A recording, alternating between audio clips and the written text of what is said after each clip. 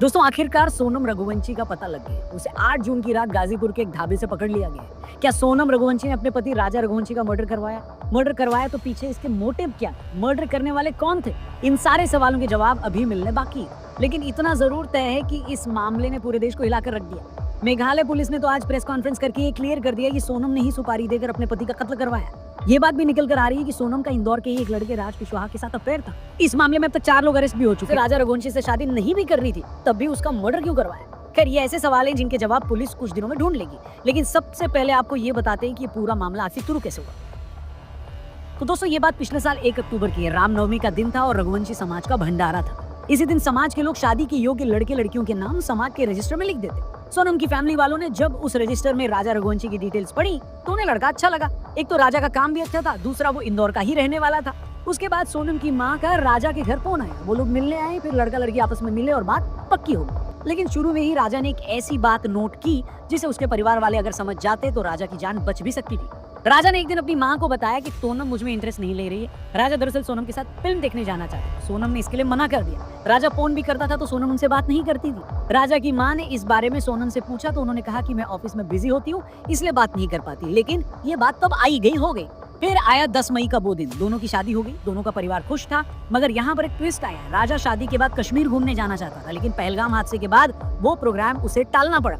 लेकिन तभी सोनम ने बिना राजा से पूछे मेघालय की टिकट करा दी। जब सोनम ने ऐसा किया तो राजा भी हैरान हुआ। उसने अपनी माँ को बताया कि सोनम ने मेघालय की टिकट कराई। इसके बाद राजा को न चाहते हुए भी मेघालय जाना पड़ा। दोनों पहले बेंगलुरु से कनेक्टिंग फ्लाइट लेकर 20 मई को गुवाहाटी पहुंचे। वहां मां कामाख्या के दर्शन किए। फिर 22 मई को सुबह गुवाहाटी से मेघालय निकल गए। शिलोंग पहुंचकर चेरापूंजी के पास एक होम स्टे में चेक इन किया। उसी दिन स्कूटी लेकर आसपास घूमने भी निकले। और फिर आया 23 मई का दिन। 23 मई को सुबह 5:30 बजे इन्होंने अपने होम स्टे या होटल कह लें उसे चेकआउट कर दिया। ये देखकर होटल वाला भी हैरान था कि इतने सुबह चेकआउट कौन करता है। फिर इसी दिन ये लोग चेरापूंजी से 330 किलोमीटर दूर एक वाटरफॉल देखने निकल गए। वो भी तब जब उस जगह पर कर्फ्यू लगा हुआ था और जिस रास्ते से ये गए वो बहुत ही टेढ़ा मेढ़ा रास्ता था।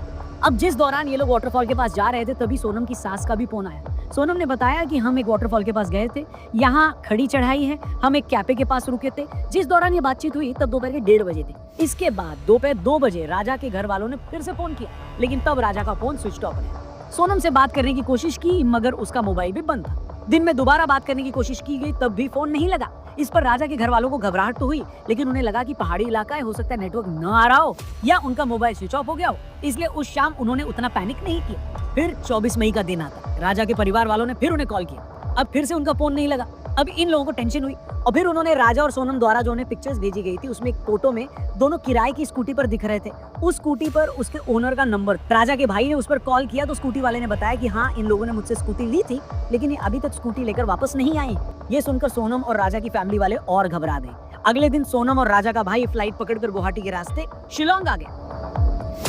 राजा के भाई ने शुरू में बताया कि जब उन्होंने शिलोंग पुलिस से कंप्लेन की तो उन्होंने ज्यादा सीरियसली लिया नहीं। फिर सोनम और राजा के घर वालों ने इंदौर कमिश्नर से इसकी शिकायत। फिर इंदौर पुलिस ने मेघालय पुलिस से बात की। मामला मध्य प्रदेश के मुख्यमंत्री मोहन यादव जी तक भी पहुंचा। उसके बाद मामले में तेजी आई। मेघालय पुलिस ने स्टेट डिजास्टर रिलीफ फोर्स समेत इंटेलिजेंस की टीमों को सर्च ऑपरेशन में लगाया। सबसे पहले इन्हें इन लोगों की एक लावारिस स्कूटी की शिकायत मिली। पता लगा कि ये वही स्कूटी है जो सोनम और राजा ने रेंट पर ली थी। जांच आगे बढ़ी तो पुलिस को एक बड़ा सुराग हाथ लगा। एक लोकल गाइड ने बताया कि उन्होंने सोनम और राजा को अपनी सर्विस ऑफर की थी, लेकिन उन लोगों ने कोई और गाइड ले लिया। मगर तभी गाइड ने एक ऐसी बात बताई जिसने सभी को हिलाकर रख दिया। गाइड ने बताया कि उन दोनों के साथ 3 लोग और थे जो उनसे हिंदी में बात कर रहे हैं। अब मेघालय जैसी जगह पर तो कोई हिंदी बोलता नहीं। कोई लोकल आदमी टूरिस्ट के साथ हिंदी में बात करता है तो उसके डायलेक्ट से पता लग जाता है कि वो लोकल है। लेकिन गाइड ने बताया कि नहीं, वो 3 लोग लोकल नहीं थे। फिर ये भी पता लगा कि आखिरी बार जब सोनम अपने हस्बैंड राजा के साथ वाटरफॉल की तरफ जा रही थी तभी सोनम पीछे थी और वो 3 लोग राजा के साथ आगे थे। अब ये बात भी हैरान करने वाली है। जिस जगह वाटरफॉल है उसे सेफ नहीं माना जाता।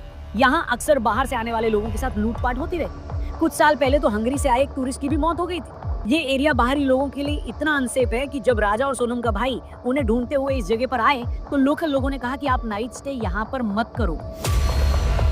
इसीलिए बड़ा सवाल ये है कि वो 3 अनजान लोग अचानक ऐसी जगह पर राजा और सोनम के साथ आने के लिए तैयार कैसे हो गए। लेकिन अब भी पुलिस के हाथ ज्यादा कुछ लगा नहीं।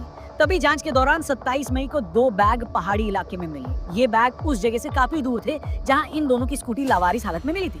फिर 3-4 दिन भारी बारिश के कारण सर्च ऑपरेशन को बार बार रोकना पड़ा। फिर आया दोस्तों 2 जून का दिन।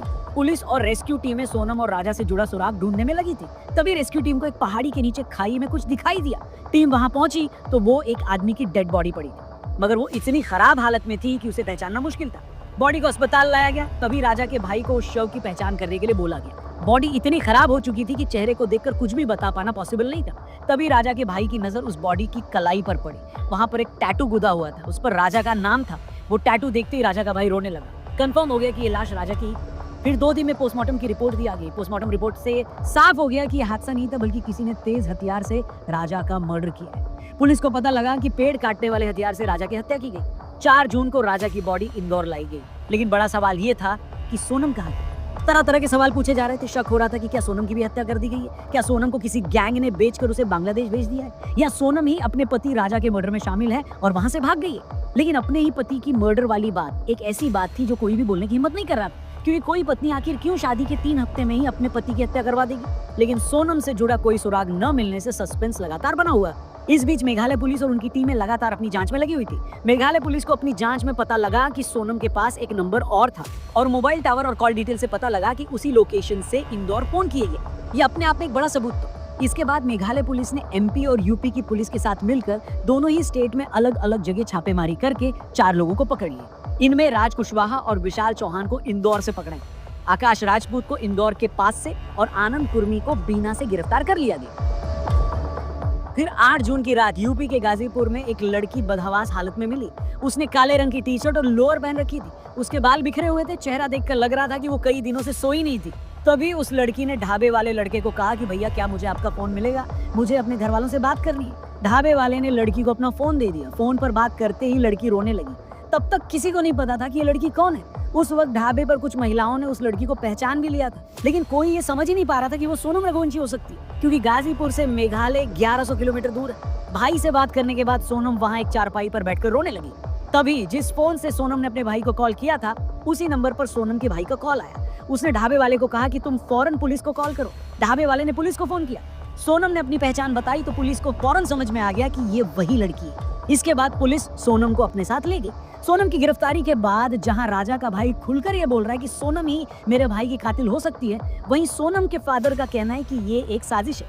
मेघालय पुलिस उनकी बेटी को फंसाने की कोशिश कर रही है। वो इस मामले में सीबीआई जांच की बात कर रहे हैं। क्या प्रूफ है उनके पास जो भाड़े के हथियार है सोनम लेके जाएगी, और क्यों जाएगी? उसका भी तो कुछ कारण होना चाहिए ना।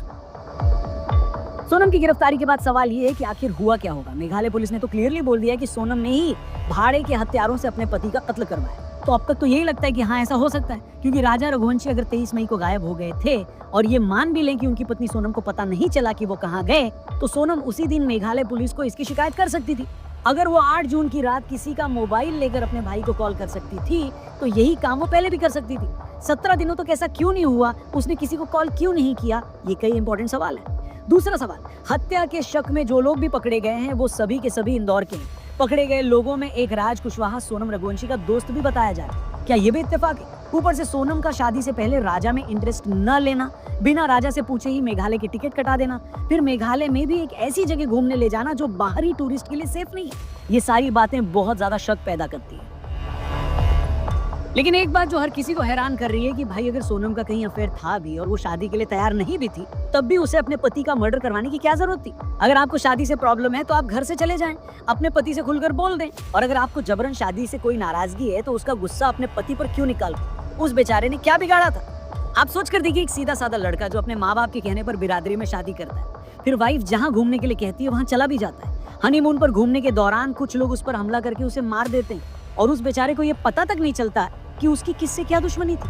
और ऐसे एक नहीं, आजकल दर्जनों ऐसे केस हो रहे हैं जहां लड़कियां भी एक्स्ट्रा मैरिटल अफेयर या शादी से पहले अफेयर के चलते अपने हस्बैंड का कत्ल करवा देती। इसी तरह का एक मामला इसी साल मार्च में मेरठ से आया था, जब मुस्कान नाम की एक लड़की ने अपने पति सौरभ का मर्डर करवाकर उसकी लाश नीले ड्रम में भरवा दी थी। उससे पहले मार्च में ही यूपी के औरैया में प्रगति यादव नाम की एक लड़की ने अपने बॉयफ्रेंड के साथ मिलकर शादी के कुछ दिन बाद अपने पति दिलीप की हत्या करवा दी थी। ये सारी खबरें हिला देने वाली हैं दोस्तों। हम बिल्कुल ये दावा नहीं करते कि सोनम रघुवंशी मामले में उन्होंने ही अपने पति की हत्या करवाई हो, लेकिन सर्कमस्टेंशियल एविडेंस और एक्सपर्ट्स का ओपिनियन यही है कि मोस्ट लाइकली वो ही इस मामले में चीफ कॉन्स्पिरेटर हो सकती है। और अगर ऐसा ही निकला तो ये बहुत ही डराने वाली बात है। सच में बात सोचने वाली है कि आज का यूथ किस तरह सोच रहा है। आप जिससे प्यार नहीं करते, अगर वो आपको नहीं मिलता, तो आप उस आदमी को मरवा दे रहे हैं जिसका आपसे कोई लेना देना नहीं। दूसरी बात जो मुझे हैरान करती है कि जो लड़कियां इतनी दबंग हैं कि अपने प्यार के लिए शादी के बाद अपने पति का कत्ल तक करवा दे रही, यही लड़कियां शादी से पहले इतनी हिम्मत क्यों नहीं दिखाती? शादी से पहले माँ बाप को ये क्यों नहीं बोल देती कि मुझे कोई और लड़का पसंद है, मैं इससे शादी नहीं करूंगी? मतलब माँ बाप के सामने तो आप खुद इतना हेल्पलेस फील करते हो कि मजबूरी में शादी कर लेते हो, और अंदर ही अंदर इतना गुस्सा और जहर भरा होता है कि एक मासूम आदमी का कत्ल तक करने से पीछे नहीं